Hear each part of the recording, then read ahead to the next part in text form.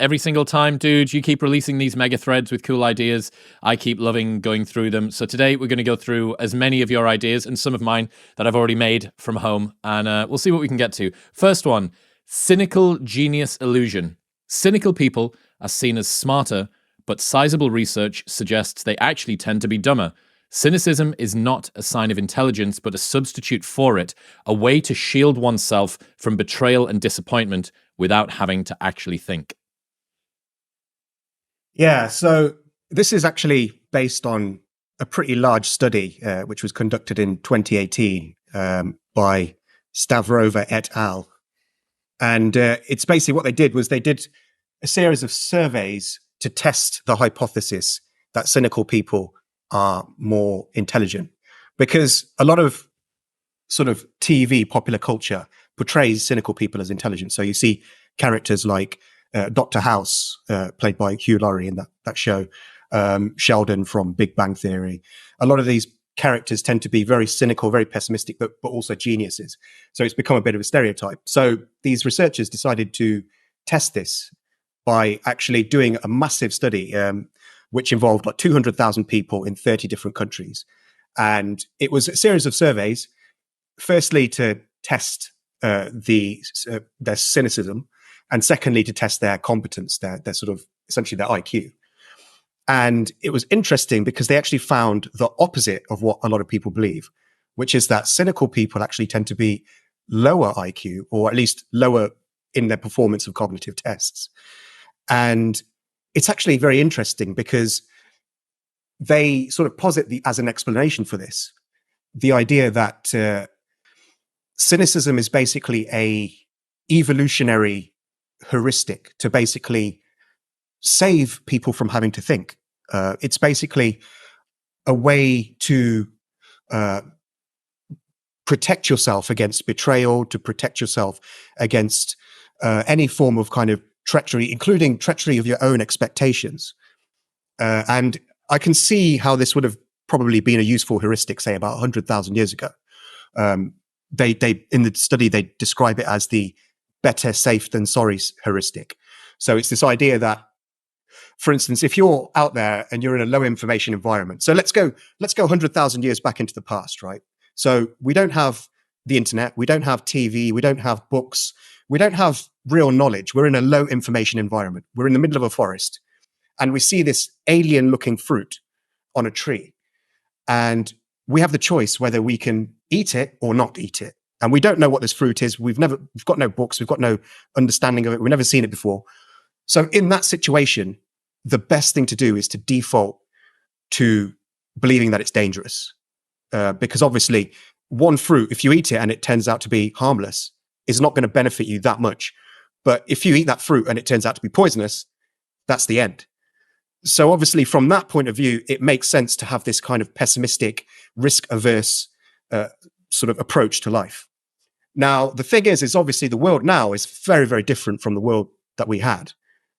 And yet we retain the same basic psychology, the same kind of biology. We are averse to risk, and that involves being sort of distrusting of other human beings, because we don't know these are the... One thing that I'm trying to bifurcate here, what's the difference between cynicism and conservatism or risk aversion or something like that? So cynicism is a kind of pessimism, but it's a pessimism with respect to other people's intentions. So it's believing that people are always doing things for the worst possible reasons. It's usually, you can summarize it as saying that people are only in it for themselves. So basically you can't trust people, basically. So obviously some conservatism could be a function of cynicism. But I think that obviously conservatism is much more broader than that. And it takes into account many other different heuristics. So the thing with cynicism is it's very low cognitive effort. It doesn't require you to really expend much mental effort to do anything. All you've got to do is not trust something, and to basically just say to yourself, oh, wow, I shouldn't do this because something bad might happen. And our brains are very, very good at finding reasons not to do something.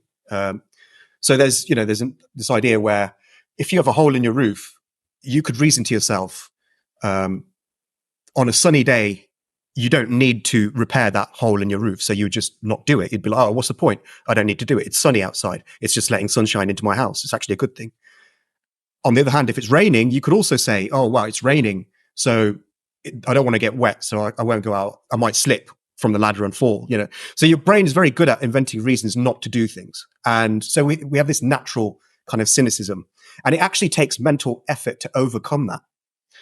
It actually takes mental effort. In the study, they actually found that people with higher IQs actually tend to be more trusting, which is quite an unusual thing. You would expect it to be the other way around. You'd expect high intelligent people to be less trusting, but they're actually more trusting. And this is because they tend to be, they're not necessarily better at determining whether they should trust someone or not, but they're better at determining whether cynicism is warranted or not, which is slightly different. So, why does this sort of presumption that hoping for the best or that believing in people is naive and smart people would never be naive? One of the worst things that you could do is have the wool pulled over your eyes. It's seen as kind of juvenile or innocent or unsophisticated. And the converse of that is, you know, cynicism or skepticism is more mature intellectually in some way. yeah, I mean, this is sort of like a very popular misconception, I think. And that's why cynicism is very popular, because it has the illusion. Because obviously, if you take no risks in life, then you're not going to fail ever at anything, because you didn't go out, you didn't put yourself out there. You know, you have this idea that I've heard you speak about called the cynicism safety blanket, which I think really sort of jives with this very well, because obviously cynicism is a form of protection. It's sort of like this front that you put up, which protects you from any risk taking. If you don't take any risks, if you don't go out there, and if you don't try to succeed at anything, then you won't fail at anything. So, you know, it's basically like a way to guard yourself against any form of failure. And that's why I think people who maybe don't want to expend mental effort or emotional effort, because there's an emotional aspect to this as well, they will instead just choose not to take the risk. It's much easier to just say, oh, I'm not going to take a risk because everything's gone to shit. Everybody's out for themselves. I'm not going to trust this person. I'm not going to love this person because, you know, they might betray me. They might not return the affection. I'm not going to go out and try this new thing because I might fail. It's much easier just to not do any of that stuff. And then you can just say to yourself, oh, well, I've never failed. You know, it's like a kind of ego trip that you put yourself on. But the thing is the truly sort of intelligent people will say to themselves, well, look, yeah, I might fail, but at the end of the day, it's worth trying, because at the end of the day, if you don't try, you'll never achieve anything. You're not actually going to better yourself. You're just going to remain in the same situation whatsoever. And even failure can be good. If you're intelligent, failure can be good because you learn from failure. In fact, failure is pretty much the only thing we learn from. You know, it's the only lesson that we learn from. We don't learn when we succeed. We don't learn when we're happy. So intelligent people will tend to put themselves out there. They will risk engaging in ambitious endeavors, because they know that at the end of the day, even if they fail at that endeavor, they're actually still improving their station, because they're improving their knowledge. They're learning from it. So I think that's ultimately what it comes down to, is if you don't have a high IQ, you can feign a high IQ by criticizing other people, their efforts, and saying, oh, look at this fool, he failed, you know, whereas you'll never fail. So you say, oh, you'll always have that, you know, I've never failed, but then you've never actually succeeded either. So I think it's a guard, it's an emotional guard, and it's an intellectual guard. Siegel's law. A man with a watch knows what time it is. A man with two watches is never sure. Ancient societies followed a single narrative. Modern societies are cacophonies of competing narratives. Without trust, more data doesn't make us more informed, but more confused. Yeah. So if you talk to a lot of these sort of disinformation academics, people who study disinformation and stuff, they'll often say that there's a problem of people not getting enough information. You know, there's this whole idea of low information voters and stuff. You know, that's what people tend to euphemistically call people that they regard as stupid, is low information. But the thing is the problem in society at the moment is not actually a lack of information. It's a lack of trust. That's the bottleneck that is stopping progress. Because look, we have more information than we've ever had in whole of human history. I think I read somewhere that sort of every year more information is produced than in all of the preceding years of human history. That's how much information is exploding. It's the most exponential of exponentials. Yeah. And so information is not the problem. We have more than enough information. The thing that's holding people back is a lack of trust. And I think this got particularly bad since sort of the pandemic, because, obviously our mainstream institutions, which we sort of rely on to navigate the world for us, they showed that they were flawed during the pandemic. For instance, at the beginning of the pandemic, the World Health Organization said that COVID is not airborne. And if you go on Twitter and you look at their page, the tweet's still up, which says that COVID is not airborne. But we very quickly found out that COVID was airborne, and it was actually disastrous because people obviously were lulled into a false sense of security. So that was obviously a big problem. And then we also had the problem with the masks. How efficacious are they? Then there was a problem of vaccines, like how efficacious are vaccines, and what are the side effects? And then, of course, there was the lab leak hypothesis, and that was instantly dismissed as a conspiracy theory, despite the fact that there is at least as good an argument that COVID escaped from a lab as that it was naturally that it was a result of a natural spillover. So these events, I think, really destroyed trust in institutions. But I mean, obviously, this problem began before COVID. COVID exacerbated it a lot. And obviously, things have not gotten any better since then. We've seen, for instance, the whole Harvard scandal, the plagiarism scandal. This year, we've seen many big academic studies which have been shown to be completely bunk. There's a famous professor, his name escapes me, but he did a series of studies about systemic racism, in which he basically showed that systemic racism is a thing. And this was picked up by the New York Times, the Washington Post, to basically say, hey, look, systemic racism is a real thing. Look at these disparities in treatment of white people and black people. That was all shown to be complete nonsense. It was all fabricated. All the data was fabricated. And Dan Ariely, who's a famous psychologist, his work was also found to be fabricated. And ironically, there was a Harvard professor who was studying faking of information, who ended up, her own work was faked. So that this year has been really bad for academia. There's been a massive drop in trust. And if you look at any poll regarding trust in the media, you see a gradual slope. You see decline on both sides of the aisle, but particularly amongst people on the right, because obviously, there's this sort of idea that most of the mainstream institutions in the West lean left, but even the left have less trust over time in institutions, and obviously this has gotten a lot worse over the past few years. So the problem with trust is it's like a tree where it takes a long period of time of nourishment and light, seeing what's going on, to actually grow it, but it can be chopped down in like a day. It takes years for a tree to grow, but it can be chopped down in a single day. And it's, institutions over many years, they try to build trust with the public, but a few real bad instances of betrayal of that trust have now caused the trust to nosedive. And what's interesting here is this dovetails with what we were talking about previously about the cynical genius illusion, because a lack of trust leads to more cynicism. And the cynicism stops people from doing things. People become more risk averse. They become less likely to form partnerships with people, even to form relationships with people. And so there's a lot less sort of innovation in a sense, because people distrust a lot of things. You see it in our daily lives with the ways. Again, I'm not saying that this distrust is unwarranted. A lot of it is warranted. I mean, if you look at what's going on in America, in San Francisco, and places like that, where you see, the government in San Francisco had an opportunity to clean up the streets, to take the fentanyl users off the streets, to house them in a decent place, and to try and give them help, and to just clean up the streets generally. And they didn't do it. They only did it when the premier of China, Xi Jinping, came out. They thought, oh, okay, now we've definitely got to do something about it. So that just showed that they just didn't care. Obviously, when there's a foreign leader coming to visit, then they suddenly clean up the streets. So this is obviously, this distrust isn't necessarily unwarranted.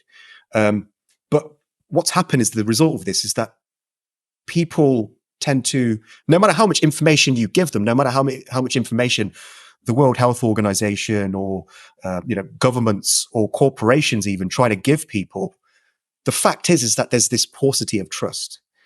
And to be honest, I don't think that this trust is ever going to be fully restored. I personally don't trust institutions anymore. I find that it's easier to trust individuals now. That's what I do. I don't really trust institutions. And the reason for this is, although there are a lot of low integrity individuals, there are also a lot of extremely high integrity individuals. And it's much easier to gauge whether an individual is high integrity than whether an institution is high integrity. In fact, most institutions tend to fall to the level of their lowest integrity members.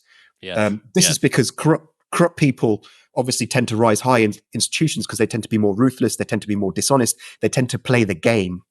And so the dishonest people rise to the top in institutions.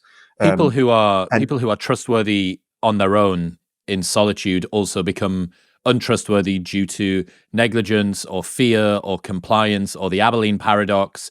All of that, all of those things happen. So you get honest individuals and untrustworthy, highly falsified groups, even if they're made up, even if the constituent parts are trustworthy. Yeah, that's it. Yeah. It all comes down to the sort of perverse incentive structures that institutions have. They tend to be these sort of closed systems of status games. They also tend to be chasing money. And a lot of the time, these people are playing against each other for status. So, it leads to purity spirals, for instance. And a lot of these perverse incentives ensure that institutions can never really rise above their worst members. Whereas individuals, they are a lot more variable. Not every individual is more trustworthy than every institution, but of the high integrity individuals, they're a lot more trustworthy than high integrity institutions. And so I tend to trust individuals a lot more. And the ways that I learn whether I can trust someone or not, I have a few heuristics, but, for instance, one of them would be, are they willing to publicly admit when they get things wrong? Because, it takes integrity to admit when you're wrong, but it takes a huge amount of integrity to do it publicly. Yeah. And if you can do that, and that's a very rare skill, it takes a huge amount of strength to be able to go out there and say, okay, I was wrong. And so that for me is a very good indicator that somebody is high integrity. It shows that they value the truth more than their own ego. Do you know what? One of my favorite heuristics for this is, when was the last time that the person you're thinking about surprised you with one of their takes?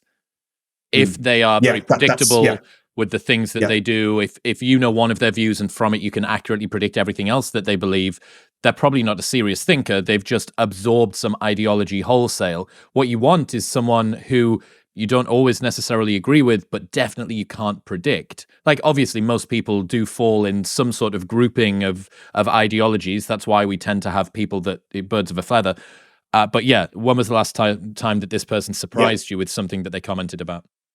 Yeah, that's definitely one of mine as well, because it shows that somebody's willing to sort of think for themselves rather than sort of subscribe to a total package ideology, which just gives you everything, tells you what to think about abortion, tells you what to think about gun control, tells you what to think about freedom of speech. All of these things are generally unrelated, but if somebody's got all of these predictable opinions, it shows you that they're kind of getting it all wholesale from somewhere else. There's something that I think is associated with this, another one of yours, ambiguity aversion.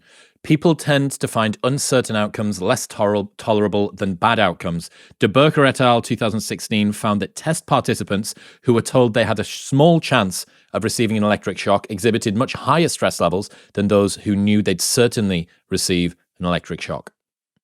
Yeah, I mean, this explains so much. I mean, everything from sort of the world of investing, it explains market volatility, but it also explains things at a personal level, where one thing I've found in my personal life is that things are never as bad as I think that they're going to be, pretty much.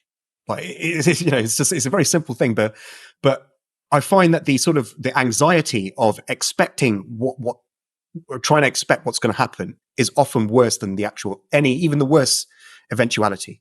So, for instance, if I were one of my old selves, from say 10 years ago, I might be nervous having this conversation with you right now, knowing that a lot of people are listening.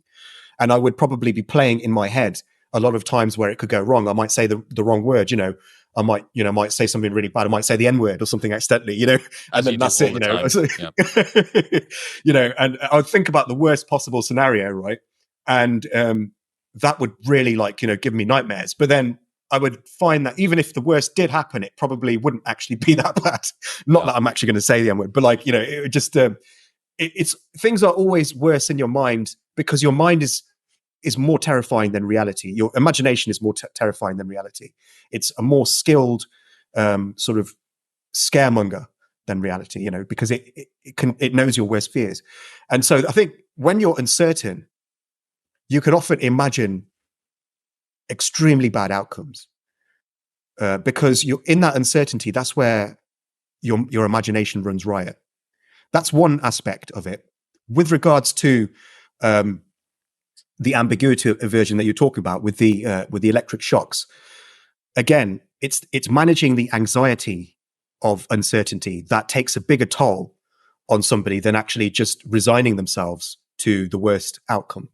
I found that this is, again, if I know that something is going to happen, something bad is going to happen, it gives me a sense of peace of mind because I know what to predict, I know what to expect, and so I don't need to expend stress and mental effort in trying to find a way out of it, trying to sort of predict what's going to happen, because trying to predict what's going to happen is a very stressful sort of thing to do. It basically requires you to consider an extremely wide swathe of possibilities, and our minds are just not very good at doing that.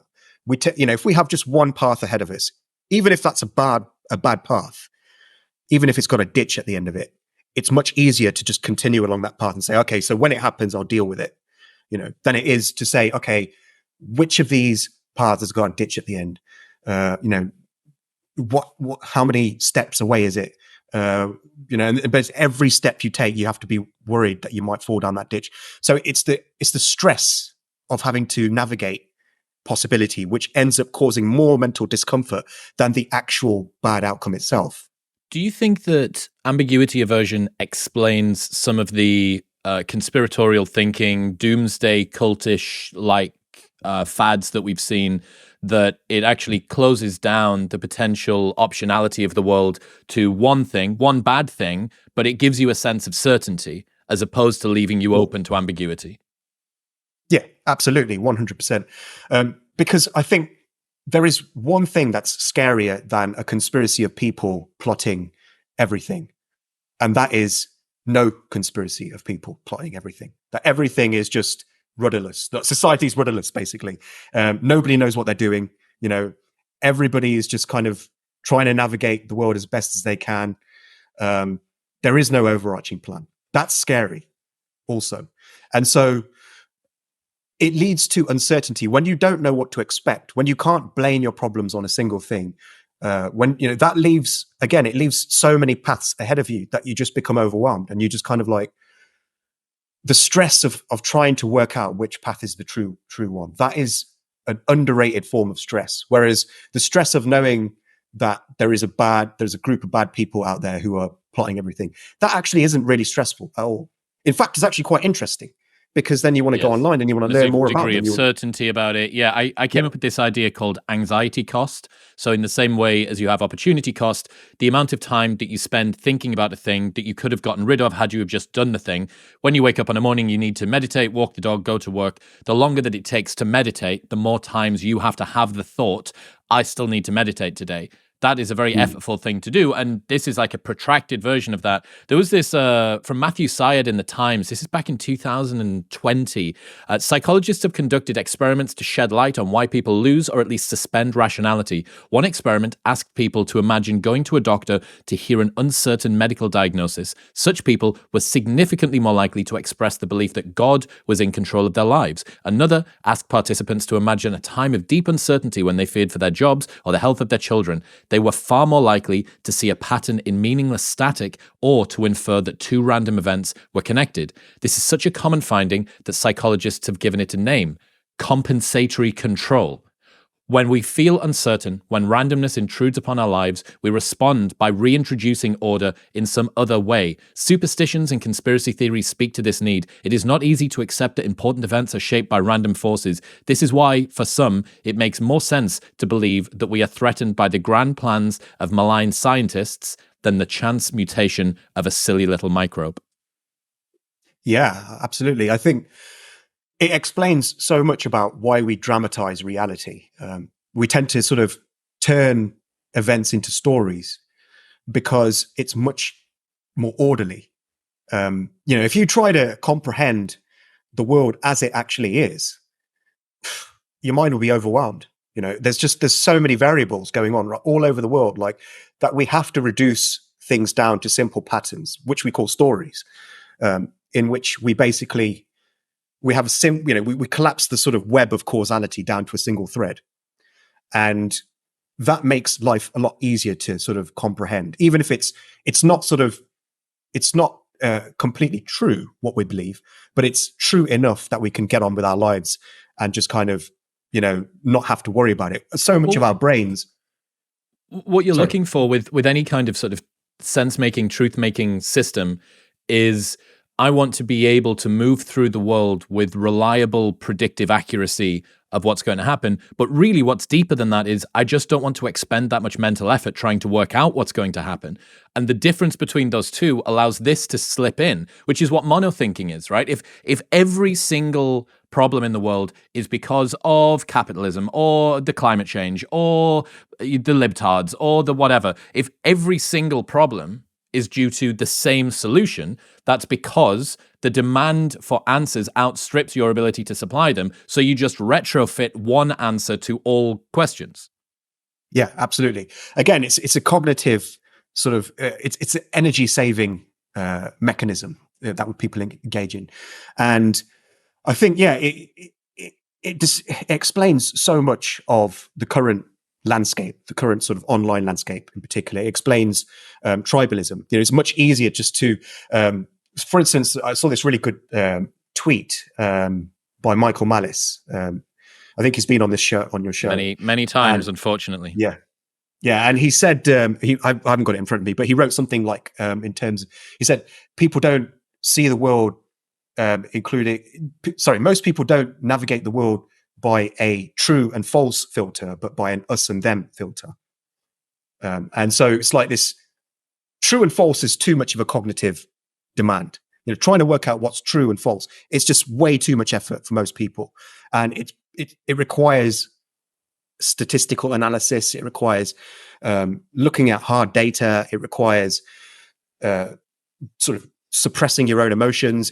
There's so much that you need to do in order to actually work out what's true.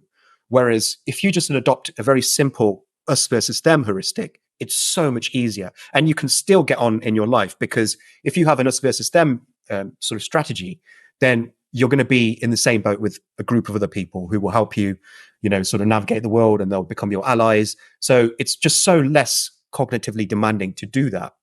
And pretty much everything about our sort of mental architecture is configured to this sort of system, because that's how we evolved.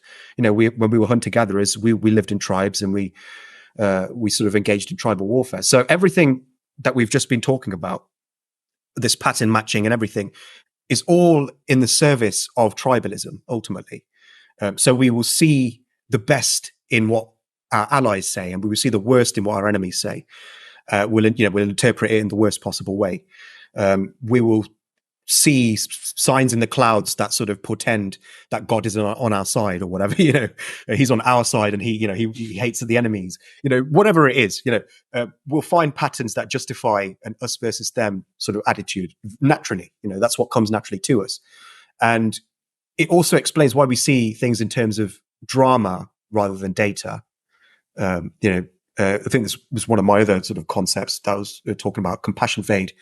It's this idea that sort of there were experiments that were conducted in which people they basically engaged in sort of these appeals for charity. So what they did is like a sort of a campaign for funding for charity, and they had two different ways of doing it. One way was based on presenting famine statistics and hard data, and the other was based on presenting the story of a single starving girl. And the people tended to donate a lot more to the girl. And the reason for this is that the hard data is alien to the human brain, and statistics is just something that our brains are not formatted for that kind of data analysis. We're just not, it's too much effort. It requires too many calories and too much time. So what our brains do is we collapse the web of causality. We collapse all the variables into a single thread, a single line, a single linear sort of vector, which just has a beginning, a middle, and an end. So, the girl is starving. She needs your help. You give her your help. She is no longer starving. And therefore you've saved a girl, and then that's it. And then you're a good person, So that's how we sort of, we collapse the whole world down to these single narrative threads. And it just makes, because obviously we think in the language of story, if you want to convince people, that's how you've got to appeal to people. Statistics aren't going to help. You can rattle off all the numbers you want, and the bigger they are, the more alien they are, and the less they'll be believed, the less they'll be really comprehended. You get the story of a single girl, and you present her story in a narrative sequence, in the way that people tell stories. You could use the 3-act structure, you could use the hero's journey, whatever system you want. But as long as it's a narrative thread, a single narrative thread, you'll reach a lot more people. We're not donating 1 million times more money or feeling 1 million times worse when we hear the story of 1 million kids compared with the one of the single kid. In fact, it's probably the opposite, that pulls on our heartstrings. Yeah, the personification of data and stories. And you can see this, the charity example is perfectly right.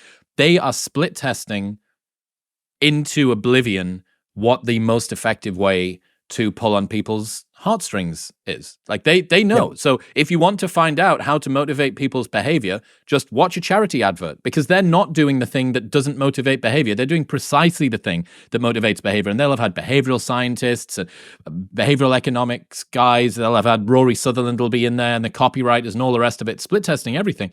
And that's what they've arrived at. Right, next one. Yep. Preference falsification. If people are afraid to say what they really think, they will instead lie. Therefore, punishing speech, whether by taking offense or by threatening censorship, is ultimately a request to be deceived. Yeah, I mean, so this, I think, is another reason why there's actually a distrust in institutions, because they've tended to react to criticism by essentially censoring people. But censorship is based on a very outdated way of operating. It's based on a very outdated information architecture. So censorship would have worked very well 100 years ago, when there was a centralized authority which passed information down to everybody, whether it was via printed leaflets or television screens. Information was very central. It was very centralized. But that system no longer works, because the reason it worked in the past was because since the authorities provided a single system of information. So for instance, think about the TV, right? The TV in the UK, the TV tended to only have 4 channels originally when I was young, very young.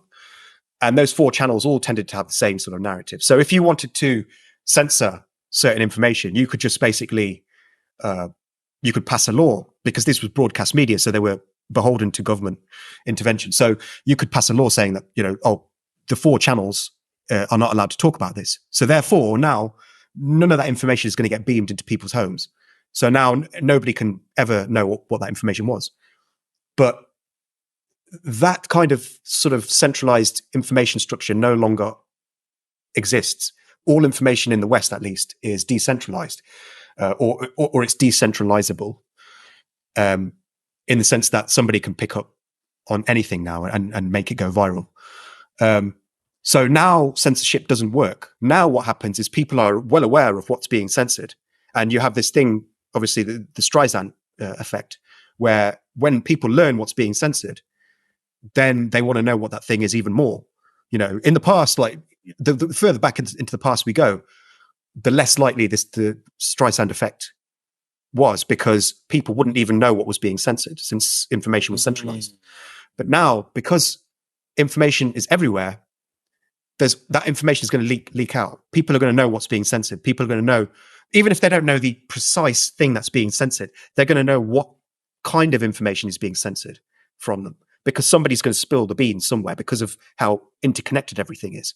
You know, all it takes is just one person to spill the beans, and then that's going to go viral. Everybody's going to find out about it. And we see this repeatedly, you know, like, for instance, with the lab leak, going back to the lab leak hypothesis.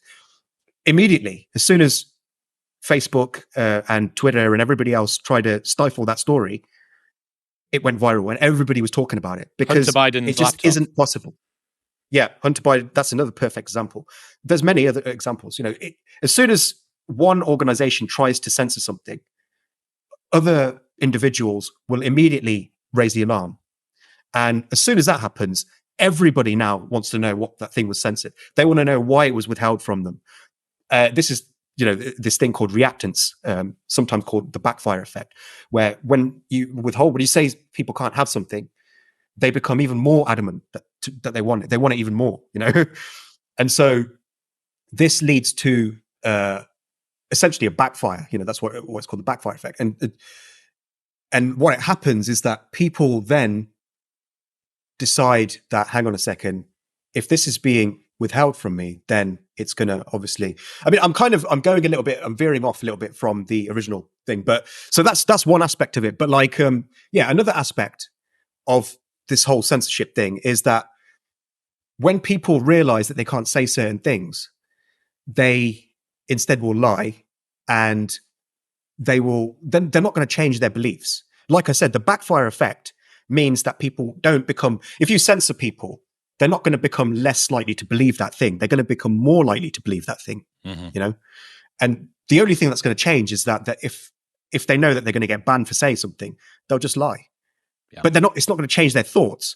In fact, the opposite is happening. And so it's a counterproductive thing to do in the digital age. That's why censorship just doesn't work in the digital age, because although you can control what people say online, you can't control what they think. In fact, what you do is you make people more adamant to think what they want to think. And so they become more entrenched in their beliefs. Well, you taught me a couple of episodes ago about the chilling effect. When punishment for what people say becomes widespread, people stop saying what they really think and instead say whatever is needed to thrive in the social environment. Thus, limits on speech become limits on sincerity. It seems very similar to preference falsification. Yeah. Is there a distinction between the two? Where is the difference? Yeah, so I mean, they are essentially the same thing. I mean, maybe the difference would be something of scale, where preference falsification really refers more to the individual actions. You know, and then you have things like the spiral of silence, which is another way of saying the same thing. Spiral of silence is the cumulative effect of preference falsification. So what happens is that certain ideas become more and more verboten over time, and when they become verboten, then people don't want to be the first person. Verboten? Oh, so it's just a fancy way of saying forbidden. Okay, that's cool. Verboten. Yeah, German. Cool. But for some reason, I don't know why I said verboten when I could have just said forbidden. That's nice. I prefer it. Yeah. But like, yeah, what happens is that it leads to a spiral of silence. So the more that an idea becomes unsayable, the less likely people are to say it. And so the more it becomes unsayable. You know? So it becomes it's self-reinforcing. It's kind of like a cycle. Yeah, self-reinforcing system. Yeah. So yeah, I mean, I just don't know what people are thinking. Like these organizations, when they think that they can censor information in the digital age, it just very, very rarely works. It might work in a place like China, but even in China, right, where the government has absolute control, they've got the sort of the Great Firewall, what they call the Great Firewall. But even that is not enough now. There've been cases now where information has gone viral that the CCP didn't want to go viral because they were trying to stifle it. And in the age of, even though they do all they can, it just isn't possible because of how fast information travels in the digital age, and because of the number of connections between nodes. It's just not possible to use censorship anymore. So any organization that's trying to use censorship, they're using 20th century tactics against 21st century information systems. It just doesn't work. And again, it leads to more distrust of institutions. So this goes back to this whole thing that we're talking about with, the problem of trust in society, and it leads to more cynicism. So all of it, so between the backfire effect and the whole cynical thing, it just makes things worse. And I don't know when institutions are going to learn this, but eventually they will, hopefully. Well, you end up with this kind of game where they chase their own tail in a little bit. So, for instance, you see this with YouTube channels. So a YouTube channel will begin to struggle with plays, and they won't be too sure why. And everybody has on YouTube, when it comes to the way that they frame their episodes and what they do, both content and framing, they have an Overton window that they exist within. And they're not prepared usually to go beyond a particular level of boring because people aren't going to click. And there's usually an upper bound of clickbaitness that they're also not prepared to go past because that seems kind of hacky. And what will happen is they will begin to skew more and more toward the clickbait side. They will use more limbic hijack words, war, battle, imagery, the whole Mr. Beastification faces. They'll lean more down that. But the problem that you have as you begin to pull that lever more and more to chase ever declining plays, your audience becomes increasingly desensitized to the subtlety that you want them to come back to. So it's a one-way street. My point being that you chase that sort of limbic hijack game, and it makes people become increasingly desensitized to the things that you can say, in the same way as institutions that feel like they're losing control increasingly apply more rigorous, high levels of scrutiny, high levels of control. And what happens? It drives the trust down ever more. You can't dictate trust top down. Exactly. It has to be emergent. It has to come out bottom up. But they're chasing it more and more. Oh my God, we need to do more because the trust is declining, and that means that we need to use more, ever more totalitarian techniques to do this. And it doesn't work. And the fact that they think that it's going to work actually makes it even harder to trust them because they're just so wrong about that. So you ask yourself, what else are they wrong about? They've got to be wrong about so many other things. If they don't understand this basic facet of human psychology, then they're pretty much hard to trust on anything else. Yeah. Herostratic fame. Many people would rather be hated than unknown. In ancient Greece, Herostratus burned down the temple of Artemis purely so he'd be remembered.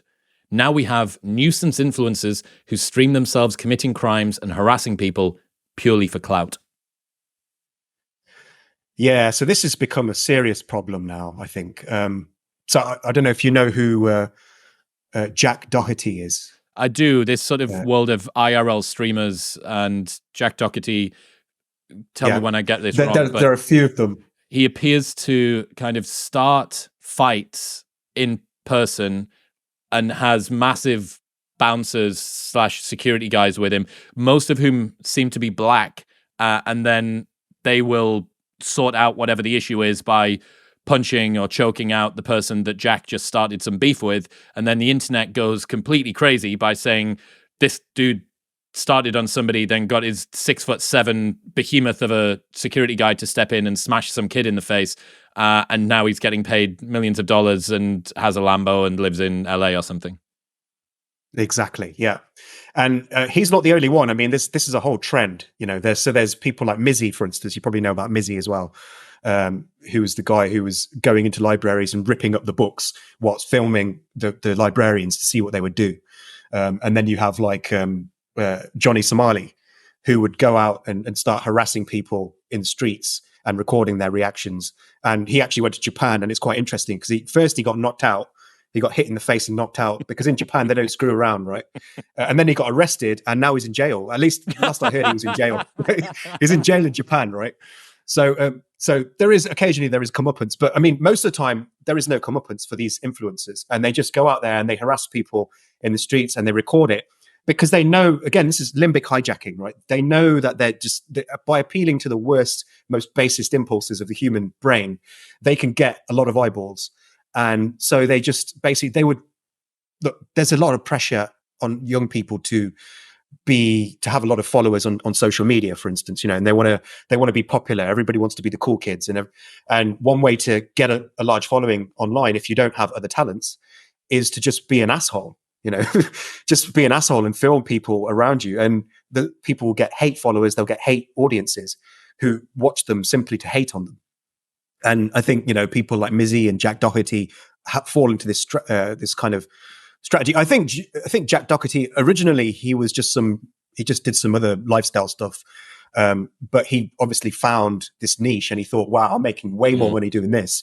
And now he's a millionaire. I mean, he's got a lot of money, and he's got a very glamorous lifestyle. At least it appears glamorous if you look at his Instagram account. He's surrounded by fancy cars and beautiful women and all this stuff. And he portrays this kind of lifestyle of I'm success. But really, when you look at what he does to earn that success now, he just goes out there and he just makes life miserable for everybody. And this is bad because this is creating a very perverse incentive structure, fueled by TikTok again. And the Chinese government probably knows that they're doing this, and that they're allowing that these nuisance influencers to get a lot of views on TikTok because they know that it's bad for America, and it's bad for the UK, and it's bad for West in general. But yeah, I mean, so it's a race to the bottom now, where you've got a lot of people competing to be the most nuisance, to be the biggest nuisance, to be the worst possible human being. People who formerly were pranksters, people like FouseyTube. So you'd probably know about FouseyTube. Fucking hell, yeah. He basically had a full-on psychological break on camera, got arrested by Miami police, called the cops like on himself, pretended that someone had a knife or a gun or something. Yeah, wild. Exactly. And the crazy thing is that we don't even know if this was genuine or not. This could have all been part of, again, just being a nuisance. It might be real, it might not. We don't know, because the line between sort of real and sort of fiction is sort of blurring now. And, for instance, Mizzy said that all of his pranks were planned and stuff, but it's hard to believe that he would go into, say, Asda, he'd go into a superstore, and, he would start riding on the sort of disabled trolley things that they have, and just smashing shelves and stuff, and that the supermarkets would actually allow him to do that. It's just not, I don't believe that, but like a lot of them will say stuff like that to defend themselves if they get into a lot of hot water. And ultimately what this does is that this creates really bad incentives for kids, because if you think about in the past, in order to be, at the dawn of YouTube, for instance, in order to get a big following on YouTube, you tended to have to do something that was extraordinary in some way, and extraordinary in a positive sense. You tend to, have to be talented at something. The first big YouTubers tended to be sort of musicians, or sort of, athletes of some kind, of people who had some kind of skill. But very soon people realized that you could actually develop just as big of a following by having zero talent and just being a nuisance, just being an asshole to people. And once that happened, this kind of nuisance influencing went viral. And it's essentially a race to the bottom now, where people are competing now to be the worst possible human being, which really sets a bad precedent. It sets bad incentives for other young kids watching this. Because when the kids watch it, they say, oh, I want to be like Mizzy. I want to be like Jack Doherty. I want to have all these fancy girls, all these fancy cars. I want to be like that. So I'm going to learn how to be an insufferable human being. That person is bringing no value to life, and they're getting rewarded for it. People respond to incentives. Harder for everybody. Yeah, they respond to incentives. And exactly. if you say, rather than working really hard at a thing consistently for a long period of time and accumulating skills and making yourself worthwhile, the bottom of the brain, it's the reason I think in part that there is some distaste against Silver Spoon Dynasty children and OnlyFans influencers, that there's something unfair. It feels like, well, hang on, you got that, but you didn't work for it. And in a meritocratic system, which is what we've got, that's always going to get people's backs up. I have to work harder than this person to get less. how can that be fair? Oh, well, it's because they were given a privilege that I didn't get. That seems unfair. It's because they're prepared to compromise their morals in some way that I see as I wouldn't do. Therefore, I am somehow superior to them. There's this like Puritan sort of nobility that gets associated with it. But when we're talking about nuisance influencers, which I think is a phenomenal term that I've never heard of before, and dude, that first sentence that you put, many people would rather be hated than unknown. Just brilliant. And I know that you've got 2 books in the works, one of which you may have submitted, but I can't wait for both of them, man. Like, I think all of the times I watch very similar stuff to what you watch, and yet what you're able to pull out of it is significantly more in depth than me. So I'm very, very excited for what you've got coming up. Thank you. Yeah. So I've got one. Here's one that I made earlier. So, toxic compassion. In a world where our opinions have been separated from our deeds, appearing to do good has become more important than actually doing good. The prioritization of short-term emotional comfort over actual long-term flourishing motivates people to say the things which make them appear caring and empathetic, even if they result in negative outcomes over time. And this is seen most obviously in support for the body positivity movement.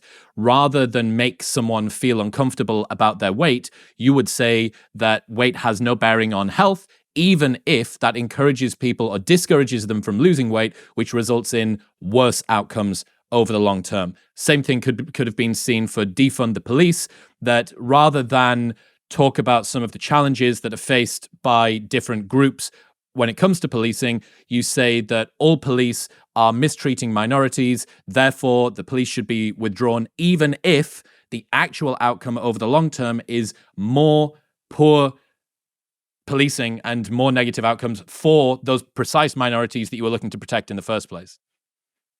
Yeah, absolutely. Yeah. So this brings together quite a few very, very interesting and informative ideas.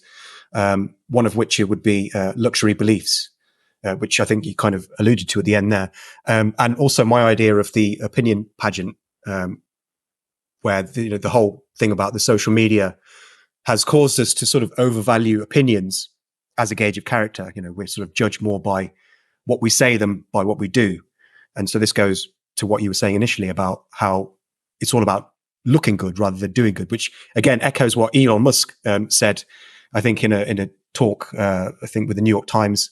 Correct. A couple of weeks ago, where he just expressed a bit of outrage at how corporations are trying to look good but not actually doing good. And yeah, I think this is one of the key concepts to understand the digital age, where because we now have an image-oriented sort of economy where everything, your success in life is based on how you appear to others now, more than ever, because social media is where people come to promote their stuff, whether you're a corporation, whether you're a politician, whether you're an influencer, everybody's on social media trying to promote themselves, trying to show why their brand is the brand that you should, buy into. And part of this is this whole social game, this new social game. I mean, obviously there's always been a social game as long as there's been a society, but it's been sort of pushed to the forefront by the fact that the vast majority of our lives now are spent trying to appear a certain way to people in terms of, just on social media. It really explains so much of everything from sort of cancellation to the kinds of politics that we have now, polarization, and even disinformation. All of these things really ultimately come down to people trying to look as good as they can rather than trying to do as good as they can. So people are, for peddling theories that they're peddling theories that they're going to hijack people's brains and, scaremonger them, or they're trying to convince people that they're morally superior. So they will, they'll sort of post their luxury beliefs online. And I think that it's hard to really work out how we go from here, where everything is image oriented and things are becoming more so. I think that ultimately, I think there may be some kind of, I mean, we're kind of seeing it already, where we've seen it with, there's a kind of backlash to people just going against looking good, people counter signaling. There's been a rise of counter signaling. I think that Trump's election in 2016 was a form of counter signaling, where people elected the most obnoxious, outwardly, like kind of somebody who just made no effort to even appear good, or at least they did it in a really, really obnoxious and sort of overbearing, cartoonish way, almost as a parody of the society that we're living in. I think that was a kind of counter signaling, but I think that, there's been the rise of vice signaling as a response to the sort of prevalence of virtue signaling. But even like vice signaling is where people will outwardly just say things that they know are going to upset people. You could even say that this nuisance influencing is a kind of vice signaling, where people are like, I don't care. I'm over and above the morality game. I don't have to appear good. I can just be the worst person possible. People like Andrew Tate, for instance, who have developed massive followings by saying the opposite of what is considered good by the majority of society. You see even Elon Musk. Elon Musk is counter signaling very, very strongly on Twitter a lot of the time, where he will say things that are the complete opposite of what we've been taught we should say by the New York Times, by the Washington Post, by the World Health Organization, all these other, mainstream organizations. They tell us that we should be saying these kinds of beliefs. We should be portraying this kind of person. We should be, this is how we should be to be a good person. And then you've got these rogues like Elon, like Donald Trump, like Andrew Tate, who are basically saying, no, screw that. Let's do the opposite of what they say. So that's a kind of backlash. But in a strange sense, this vice signaling is itself a kind of virtue signaling, because it is signaling to others that you are way above all of this silly sort of, bickering that people are engaging in. It's the same reason why Yeezys have got progressively more ugly over time. And if you actually look at what counts for a lot of super fashionable streetwear at the moment, it's almost like hobo chic. Well, that's because you're saying, look, I have so much surplus cool in me that I can basically dress what is so orthogonal to what other people think is cool and still be cool. That's how cool I am, which oddly, because of how cool is kind of, it's just so subjective. If you call something cool and if enough people agree, it kind of is. And no one can falsify whether it is or not. But yeah, this toxic compassion thing I've been playing around with for ages. And it's the interesting bit is that second part, it's a prioritization of short-term emotional comfort over long-term flourishing. Saying things, like you're totally correct. Living life online has caused us to flatten down how we are judged to be about proclamations rather than actions. And it's the reason that people were bullied about whether they did or didn't post a black square. It's about whether you do or don't have Ukraine in your bio. It's about whether you do or don't have pronouns in your email signature, all of those things. And that the additional it's perverse incentives. I think that's probably the running theme of today's discussion is we're creating all these perverse incentives for people to follow. And that's essentially what's driving these behaviors, is that we're rewarding, like you said, we're rewarding the short-term gains over the long-term, the actual proper gains, which are the long-term gains. We're sort of trapping ourselves in these compulsion loops. So compulsion loops are this idea from gaming and gamification, where you trap people in these short-term cycles of effort and reward that can often lead them away from what they should really be doing.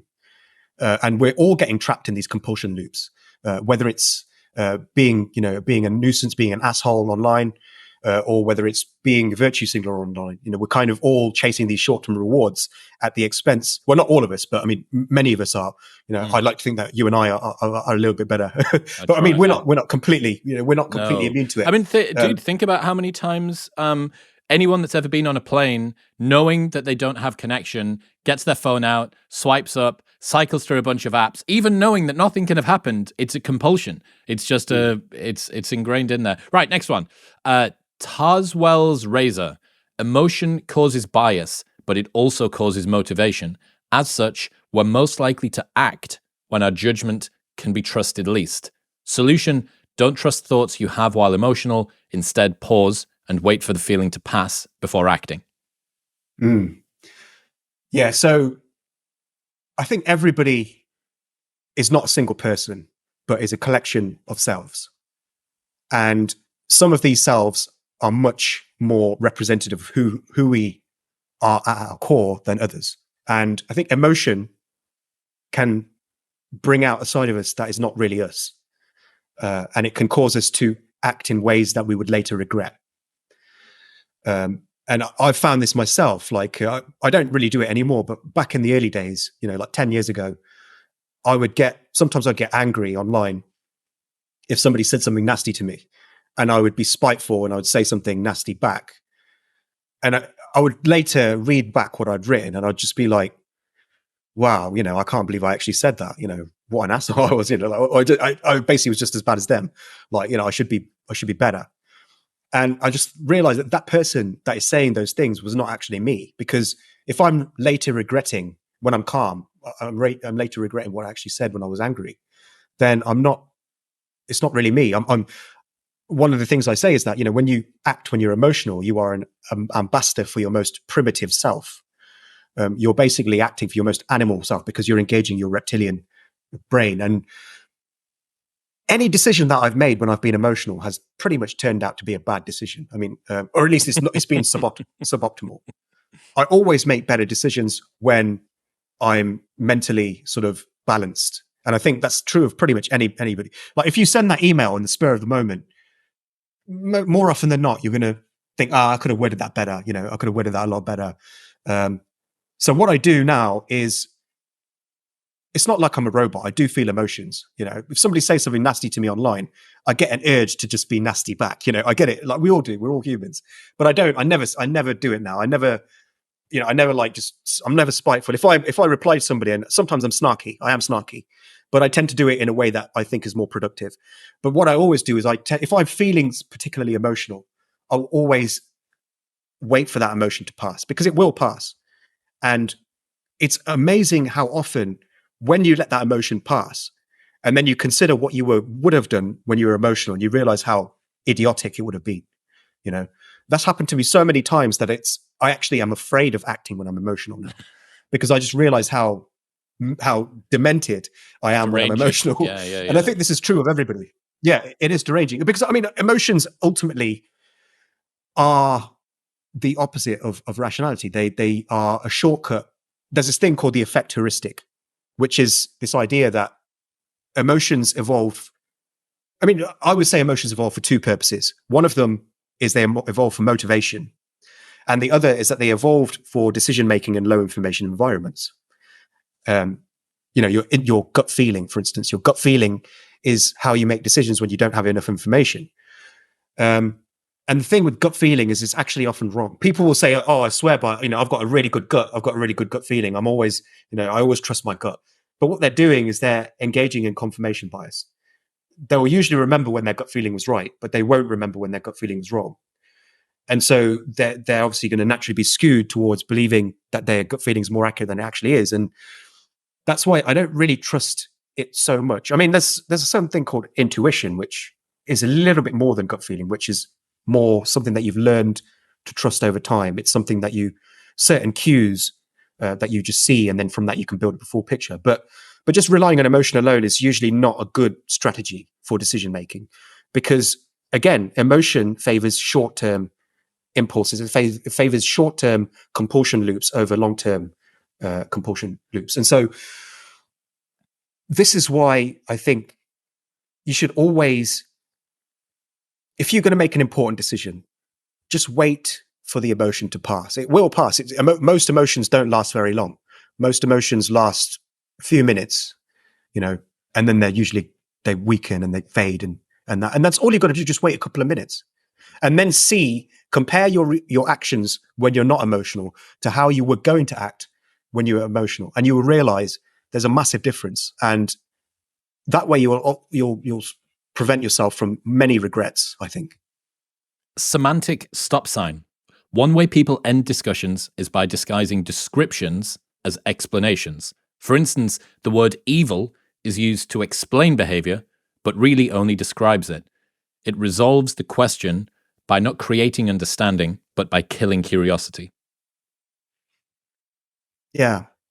So we see this online a lot again, with people calling other people names in order to sort of dismiss anything that they've said. So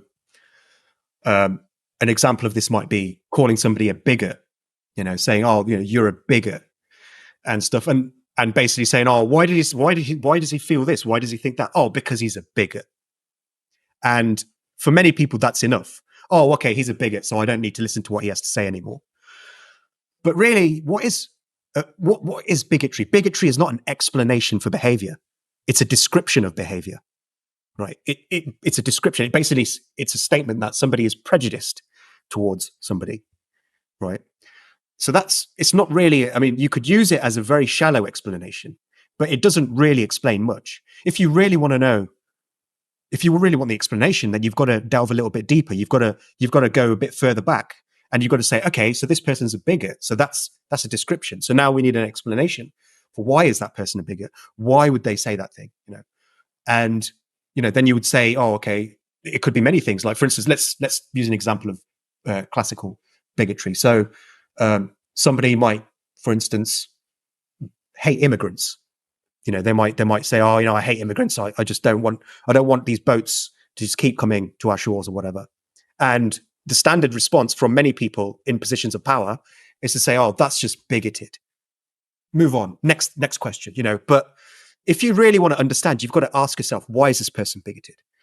And it may be a pretty enlightening answer. It might be that they had their jobs taken away. They might have their job taken away by immigrants, and now they're out of work and they're on the dole or whatever. They're on welfare or whatever, and their life is all their plans have been destroyed by this fact that they've been superseded by somebody from another country. Or it might be that their family member was a victim of a crime by an immigrant. So if you can actually go past the instinct to dismiss somebody by disguising a description as an explanation, then you can actually get to the real explanation. And then you can start to actually resolve the question. You can actually say, okay, well, so if this is the case, then I can go out there and I can convince this person that, hang on a second, immigration necessarily, it might have taken your job, but some immigrants also create jobs or whatever. I mean, I'm not going to go into the whole whether immigration is good or not or bad or not, but this is just an example of what somebody could do. So you could maybe, if you were interested in getting people to accept immigrants, if you were one of these people, you could basically, that's what you could do, and you could actually, instead of dismissing them and making them hate you even more and hate immigrants even more, which is going to happen. If you dismiss somebody's concerns, they're only going to react. Again, what we were talking about earlier, reactance, the backfire effect. If you tell people that their opinions are bigoted, it's not going to stop them from being bigoted. It's going to make them more bigoted. And it's going to, they're going to start thinking, oh, there's a conspiracy now to stop, there's a conspiracy by the Jews to, flood the West with immigrants and all this. And these people are calling me a bigot because they're trying to destroy my life because they don't want the truth to come out. So it's going to, it's going to basically just have a negative effect for everybody. It's just going to make things worse for everybody. And that's why these semantic stop signs are bad, because they don't resolve the question. They don't solve anything. They just make the problem worse. And that's why I don't call people racist. I don't call people bigoted. I don't call people transphobic.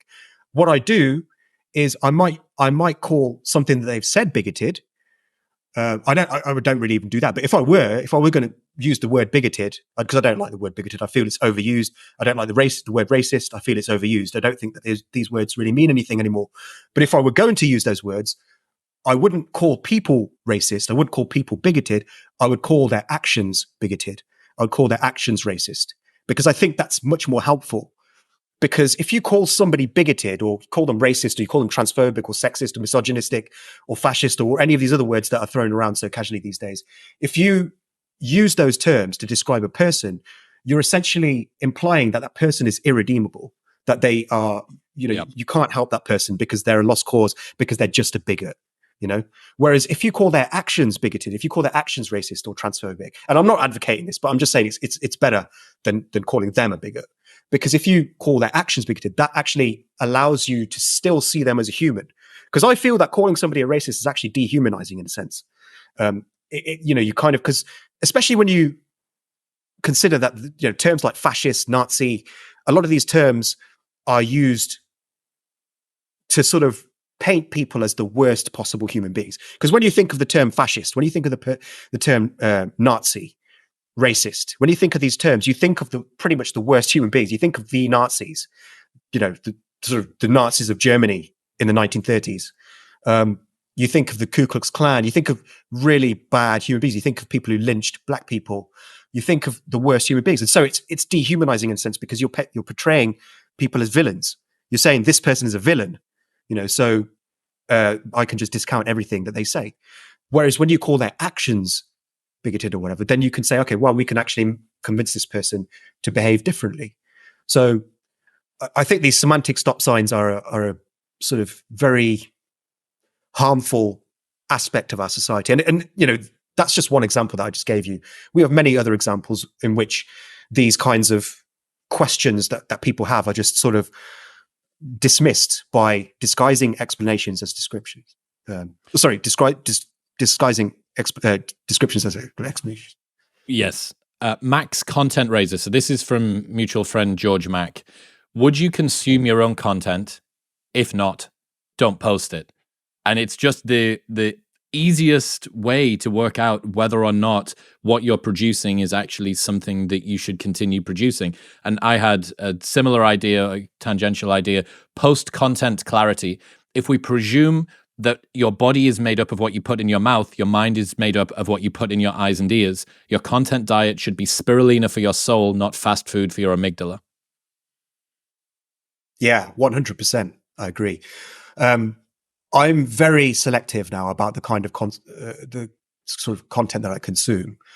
I used to be very careless. I used to just mindlessly browse my Twitter feed and just whatever got my attention, I would follow it. But the thing is, I found that just leads to a lot of wasted time and very low information. There's a lot. Social media is not very information dense. I mean, your feed is probably a lot better than mine because you only follow like about 100 people, whereas Correct. I follow like 600.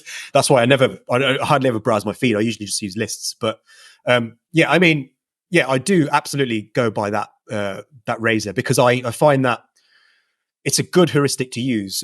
One of the reasons why I originally started writing those mega threads on Twitter was because they were the kinds of things I wanted to read. Yeah.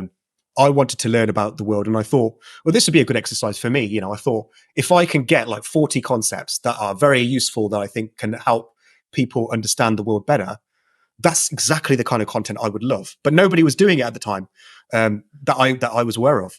So I thought, okay, I'll do it then. I'll be the person to do it.